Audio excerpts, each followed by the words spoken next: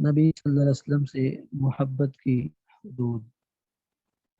نبی علیہ السلام سے محبت کی جو حد ہے وہ کیا ہے؟ عن عمر رضی اللہ تعالی عنہ قال سمعت النبی صلی اللہ علیہ وسلم یقول لا تطرونی كما أطرت النصارى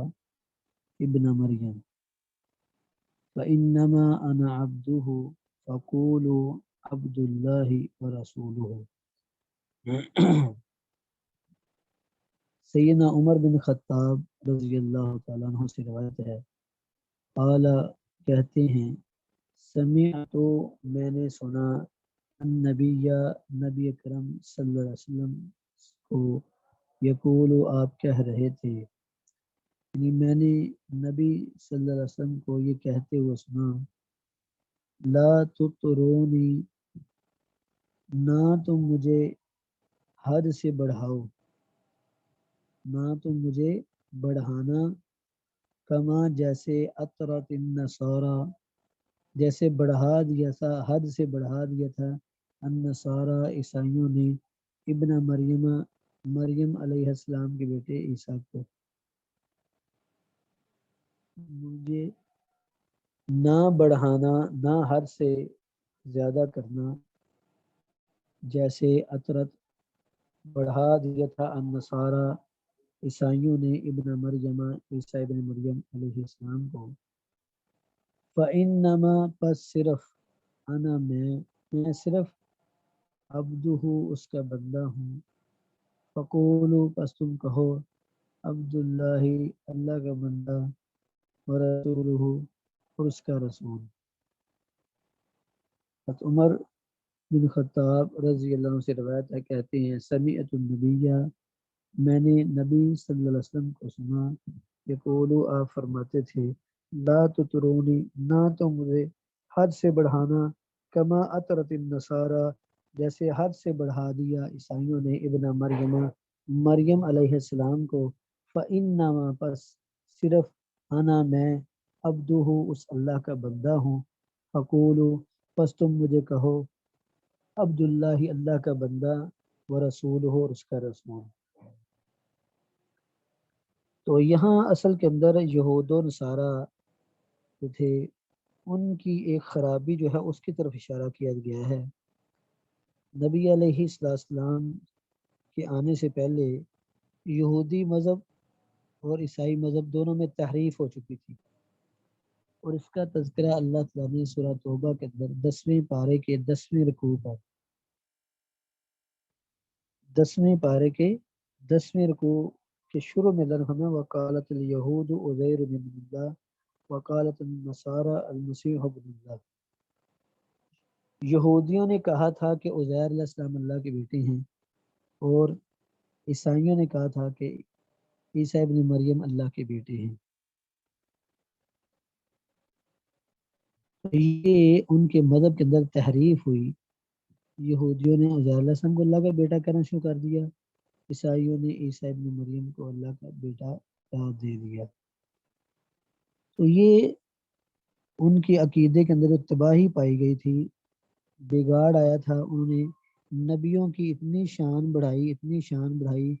کہ انہوں نے وہ مقام اللہ تعالیٰ کو دے دیا، اللہ تعالیٰ کا بیٹا بنا دیا۔ جیسے 25ویں پارے میں سورہ زخرف میں کہ وَجَعَلُوا لَهُ مِنْ عِبَادِهِ جُزْءًا، ان یہود و نصارہ نے بنا دیا اللہ کے بندوں میں سے اللہ کے لیے جزءاً ٹکڑا، انہوں نے اللہ کا جز بنا دیا، یعنی بیٹا باپ کا جز ہوتا ہے، تو اس لیے انہوں نے اللہ کا بیٹا کہہ دیا۔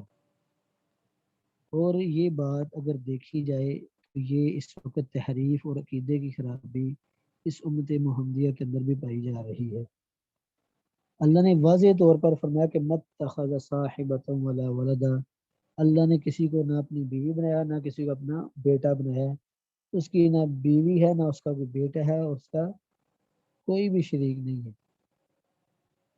وہ تنہا ہے۔ تو یہاں ان کے عقیدے کی خرابی بیان کی گئی، کیونکہ ان کا عقیدہ اس کے اندر غلو پایا گیا تھا، یہود و نصارہ کے عقیدے کے اندر غلو پایا گیا تھا، غین لام و غلو، غلو کا مطلب ہوتا ہے کسی کو بہت زیادہ بڑھا دینا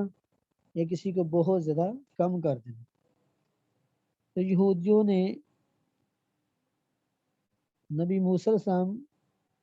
اور عزیر علیہ السلام کے بڑے میں تو بڑی شان بڑھائی، لیکن نبی عیسیٰ علیہ السلام کو اللہ کے بارے میں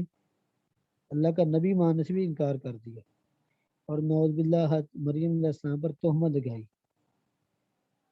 تو اللہ تعالیٰ نے ان کے برے عقیدے کو بیان کیا۔ عیسائیوں نے بھی اسی طرح کیا، عیسائیوں نے نبی عیسیٰ علیہ السلام کو اللہ کا بیٹا بنا دیا، تو ان کی شان میں اتنا اضافہ کیا۔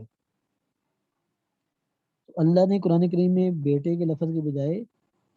ایک جگہ بیٹے کا لفظ بولا کہ یہودیوں نے عزیر علیہ السلام کو اور عیسائیوں نے عیسیٰ علیہ السلام کو اللہ کا بیٹا بنا دیا۔ جزء ہنہ وجعلوا لہ من عباد جزء، انہیں اللہ کے بندوں میں سے کچھ بندوں کو اللہ کا جز بنا دیا۔ اور جو شخص اس دور میں ہمارے معاشرے میں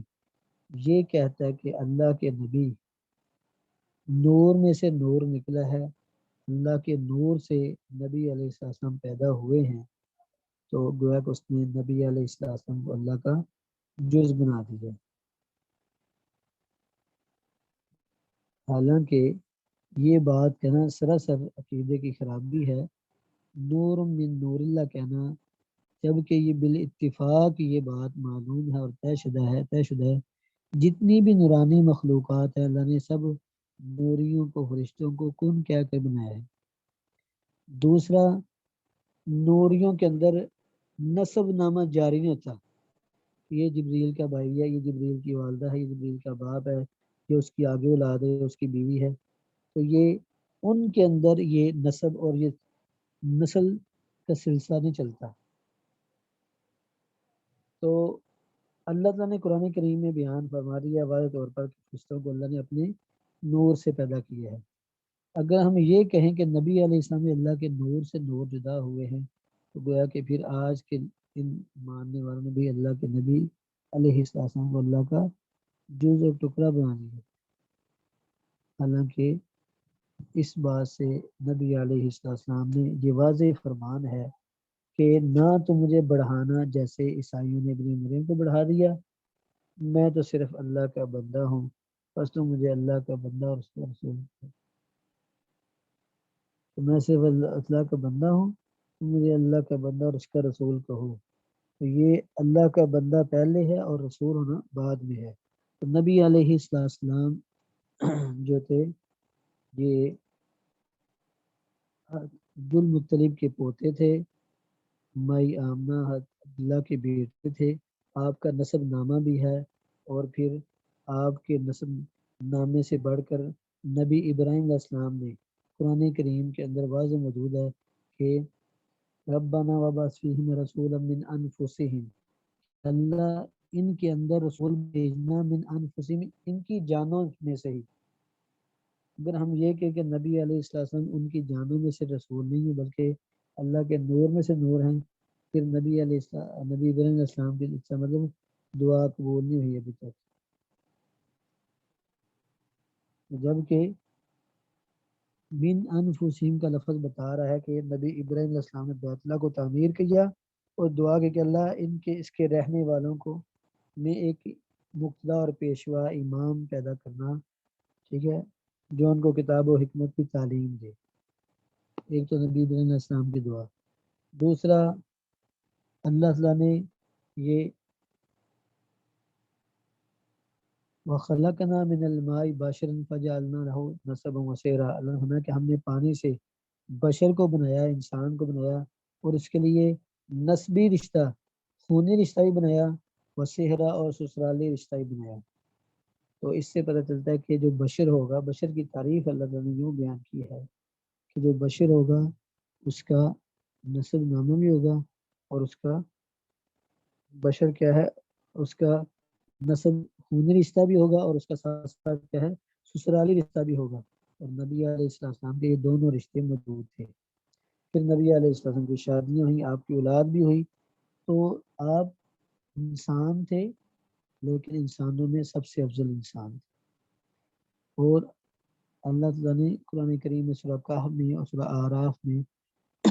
اور بھی کئی جگہوں پر اس بات کی وضاحت کی ہے قل انما انا بشر مثلکم یوحا الیہ، کہہ دیجئے کہ میں صرف تمہاری طرح کا انسان ہوں، فرق یہ ہے کہ یوحا الیہ میری طرف وحی آتی ہے، میں چن لیا گیا ہوں تو نبی علیہ السلام کو اللہ کا بندہ اور اللہ کا رسول سمجھنا چاہیے، یہی نبی علیہ السلام نے ہمیں عقیدہ دیا ہے، اور یہی بات کسی بھی صحابی نے آپ کو کبھی نور نہیں کہا تھا اور نہ آپ کو نوری سمجھتے تھے۔ اور قرآن کریم میں سورہ آراف کے اندر بھی اور اس طرح جو سورہ انعام ہے اس میں بھی اللہ تعالیٰ نے بیان کیا کہ اگر زمین پر رہنے والے فرشتے ہوتے تو ہم ان کی طرف فرشتہ رسول بنا کر بھیج، ٹھیک ہے، اب زمین پر رہنے والے فرشتے نہیں ہیں، لہذا نبی بھی جو آیا ہے وہ فرشتہ نہیں ہے تو اس لیے نبی علیہ السلام جو ہیں وہ کائنات میں سب سے افضل بشر تھے، اور اللہ تعالیٰ نے اشرف المخلوقات میں سے آپ کو پیدا کیا، اور نبی علیہ السلام نے واضح طور پر آپ کھاتے پیتے زندگی کے عوارضات خوشی غمی آپ کو بھی لاحق ہوتی تھی، جبکہ فرشتے اس چیز سے مبرہ منزہ ہیں، ان میں اللہ تعالیٰ نے یہ چیز نہیں پیدا فرمائی۔ اس لیے نبی علیہ السلام نے جو ہمیں عقیدہ دیا ہے وہ عقیدہ یہ ہے، اور یہ آپ نے حوالہ بھی اوپر دیکھ لیا کہ یہ بخاری کی روایت ہے، اس لیے نبی علیہ السلام نے بڑے واضح طور پر فرما دیا کہ لا تو ترونی، نہ تو مجھے حد سے بڑھانا، کما اطرت النصارہ، جیسے حد سے بڑھا دیے عیسائیوں نے ابن مریم کو، فإنما میں تو صرف انا عبدہ اس کا بندہ ہوں، فقولوا پس تم کہو عبداللہ اللہ کا بندہ، ورسول اور اس کا رسول۔ اس لیے ہمارا عقیدہ یہی ہے کہ نبی علیہ السلام انسان تھے، اشرف المخلوقات میں سے تھے، اور انسانوں میں سب سے کامل انسان تھے۔ نبی علیہ السلام نے فرمایا کہ انا سید ولد آدم، میں آدم کی اولاد کا سردار ہوں۔ تو یہ نبی علیہ السلام کے مختلف فرامین سے اس بات کی تائید ہوتی ہے۔ تو یہ کہنا کہ نبی علیہ السلام انسانوں میں سے نہیں تھے، یا یہ تھے کہ انسان تھے لبادہ بشریت کا اوڑا ہوا تھا، یہ لبادہ بشریت کا اوڑا ہوا تھا، اس کے کہیں بھی کوئی تصور نہیں ہے، یہاں اس کے بارے میں بھی روایت دلیل پیش کرنی چاہیے، ورنہ پھر اپنے معاملات میں اپنے مسائل میں رجوع کرنا چاہیے۔ تو اس لیے اللہ ہمیں کتاب و سنت کو سننے کی توفیق دے، جو کہا جو سنا اللہ عمل کی توفیق عطا فرمائے، اللہ ہمیں صحیح عقیدے کو اپنانے کی توفیق عطا فرمائے۔ باقی اس کے اور بھی بہت سے دلائل ہیں، لیکن اتنا پر اکتفا کرنا کافی ہے۔ تو نبی علیہ السلام اللہ کے بندوں میں سے اللہ کے معزز اور مکرم بندے تھے، اللہ کے حبیب تھے، اللہ کے خلیل تھے، لیکن آپ کی شان اتنی بڑھانا کہ آپ کو اللہ کی صفات دے دینا یہ شرک ہے۔ جیسے قرآن کریم میں الحمدللہ رب العالمین، تمام تعریفیں اللہ کے لیے جو جہانوں کو پالنے والا ہے۔ جو شخص یہ کہے جس کے ٹکڑوں میں پلتا ہے سارا جہان، اس نبی رحمت پہ لاکھوں سلام، تو یہ شرک ہو جائے گا۔ نبی علیہ السلام گھر میں آئے، پوچھا کھانے کو کچھ ہے، ام المومن سیدہ عائشہ رضی اللہ عنہا، اللہ سے کچھ بھی نہیں ہے، آپ نے فرمایا میں نفلی روزہ رکھ لیتا ہوں۔ دوسرے دن پھر اس طرح، تیسرے دن پھر اس طرح ہوا، پھر آپ کو گھر میں کسی نے حیثہ بھیجا تحفے کے طور پر بھی، تو آپ نے تناول فرمایا۔ تو یہ کہنا کہ آپ پورے جہان کو پالنے والے تھے، یہ صرف رب العالمین اللہ کی صفت ہے، انسانوں کی صفت نہیں، اور ہمیں ایسے برے کام سے اللہ نے محفوظ کرنا ہے۔ باقی اس کے علاوہ کوئی سوال ہے تو پوچھ سکتے ہیں۔